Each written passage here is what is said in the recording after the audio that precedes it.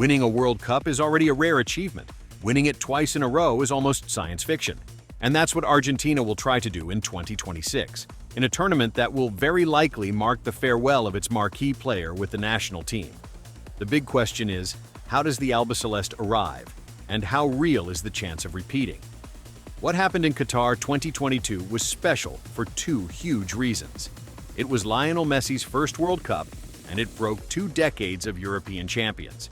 Argentina didn't just win, it also made it clear that South America can still compete at the highest level when the team is well built, with a clear idea and players in good form. The problem is that, historically, being champion tends to be expensive at the next World Cup. Since Brazil in 1962, nobody has been able to win back-to-back titles. And in recent decades, defending the title has been brutal. France 2002, Italy 2010, Spain 2014, and Germany 2018 all went out in the group stage. There were 2 almost moments. Brazil 1998, a final loss to France in a very strange context because of the Ronaldo situation, and France in Qatar, which came within a hair. All of this shows you how hard it is to repeat. So, why can Argentina allow itself to dream?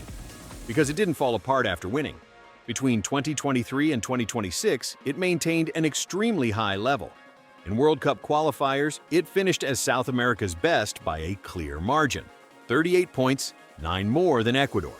It scored the most goals, 31, and was one of the teams that conceded the fewest, 10. And it got wins that will go down in history, especially against Brazil. It won in Rio de Janeiro, the first qualifiers win in Brazil, and then crushed them 4-1 at home. On top of that, Argentina won the Copa America again in 2024, beating Colombia in the final with a Lautaro Martinez extra-time goal.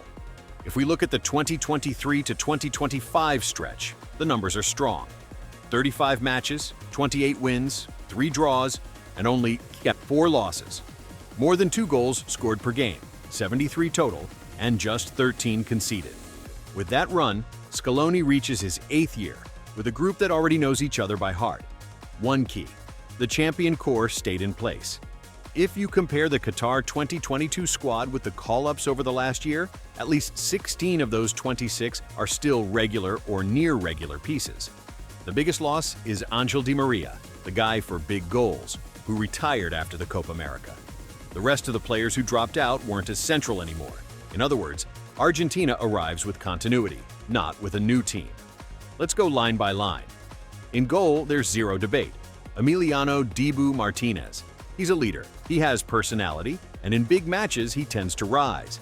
In the last qualifiers, he was among the keepers with the best goals against average, and on top of that, he's coming off a great level in the Premier League with Aston Villa. Even when the rumored move to a giant club didn't happen, he settled in and stayed consistent.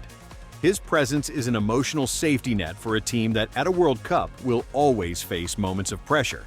If something happens, the most logical backup is Geronimo Rulli, now getting steady minutes as a starter at Marseille. The unknown is the third goalkeeper. The option that had been showing up lost playing time, and there isn't a local name that has clearly separated from the pack. In defense is where a lot of people point to the weak spot. But careful, in qualifiers, Argentina was very efficient defensively, mainly because it allowed very few shots. That speaks to a team that defends with pressure and organization, not just with the back line. The leader at center back is Christian Cuti Romero, who established himself in 2022, and today is the best Argentine defender.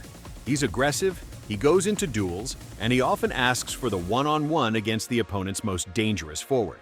The detail to watch: cards, because he plays on the edge. His natural partner is Nicolas Otamendi, who at 38 is still a starter at Benfica, strong in the air and useful on set pieces.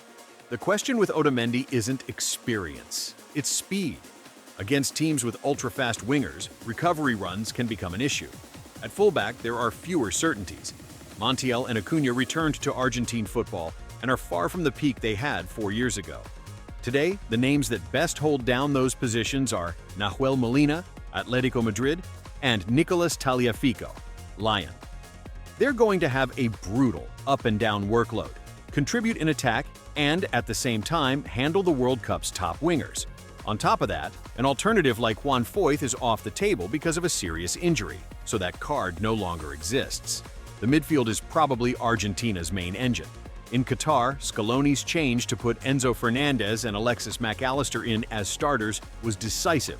4 years later, both are established as elite midfielders, Enzo at Chelsea and Alexis at Liverpool. Enzo maintains his defensive contribution, but added more attacking involvement. Mac Allister is the ideal box-to-box midfielder. Wins it back, circulates play, accelerates, and chips in with goals. The big doubt there is Rodrigo de Paul. In 2022, he was key because of his versatility. He covered everything, played physically, and connected midfield to attack. The issue is that in 2025, he went to Inter Miami to play with Messi, leaving Atletico de Madrid. For many people, that move to a less intense league could affect his competitive rhythm, especially thinking about knockout matches against rivals that play at maximum speed. De Paul is an energy player. If he's sharp, he lifts the whole team. If he drops a level, you feel it. Behind that trio, Argentina has options with different profiles. Paredes brings tempo and passing, Lo Celso creativity, Palacios dynamism. The point is that midfield is the sector where Argentina has the most global quality. And then there's Messi. In 2026, all eyes will be on him because it would be his last World Cup. He already achieved the ultimate dream in 2022. So the challenge now is double. Maintain the level and have the body hold up through a draining tournament.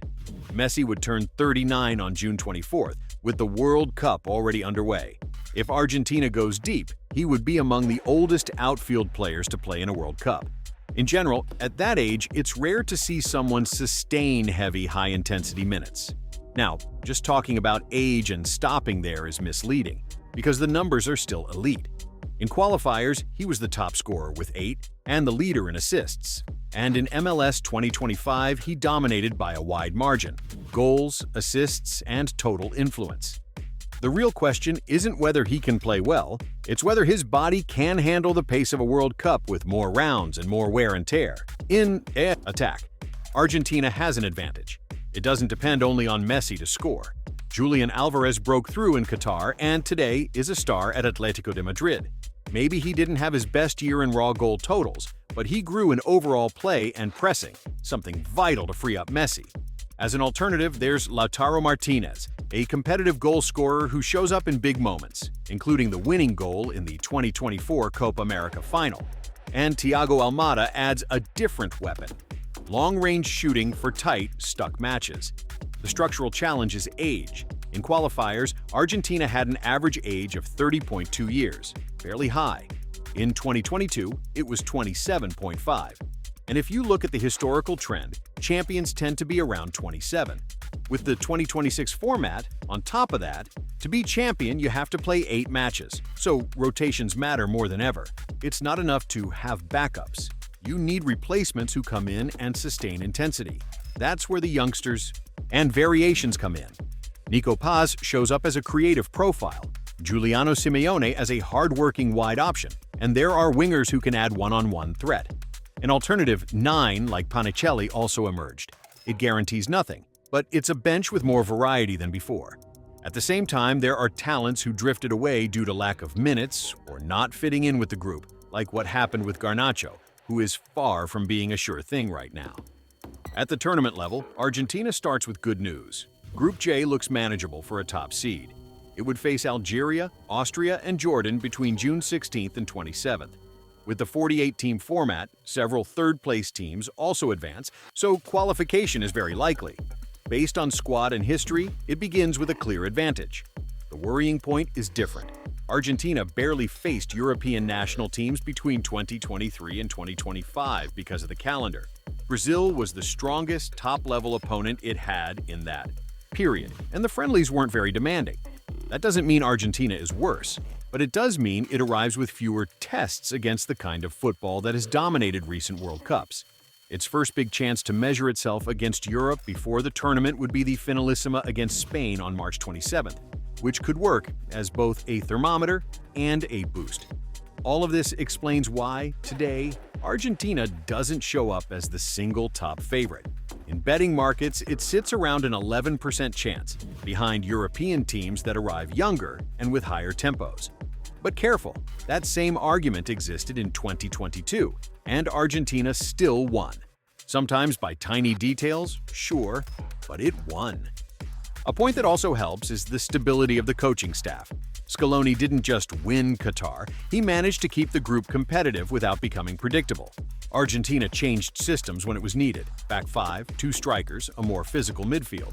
And that flexibility is often gold at a World Cup, where you have to solve different kinds of matches every 4 days. It also has to be said, how you win matters. Argentina wasn't a champion that hit once and then vanished. It kept competing with a short tournament mindset. In qualifiers, for example, beyond the results, the national team was among the ones that allowed the least at its own goal. Opponents with few clear chances and many attacks stopped before they became dangerous. That's usually a sign of a well-coached team, even if by names the defense doesn't look the most glamorous. Offensively, the ideal for 2026 is that Messi doesn't have to carry everything. If Julian and Lautaro sustain their output, if the midfielders arrive in the box, and if the fullbacks contribute without losing their shape, Argentina can spread responsibilities. And there's a key detail there. At World Cups, second-line goals, midfielders arriving, center-backs on set pieces, often win you. Tight matches. Against the strongest rivals, the central point is tempo. Europe arrives with more spicy matches between top-level national teams, and that sometimes shows in head-to-head knockouts. Argentina needs to arrive with the legs to survive end-to-end duels against teams like France or England, which force you to run backward constantly. That's why the finalissima with Spain could be so important. Not just for the trophy, but for the type of match that prepares you. In short, Argentina arrives with continuity, results, and a champion base that still competes. It has a top goalkeeper, an elite midfield, two first-level forwards, and the experience of a group that's been through everything. Its main risks are age-related wear, the lack of recent battles against Europeans, and the big physical question mark around Messi in a longer tournament. If it manages minutes, sustains intensity, and finds replacements who truly contribute, it has what it takes to fight near the top again. History says repeating is almost impossible, but this team has already shown it likes to argue with history.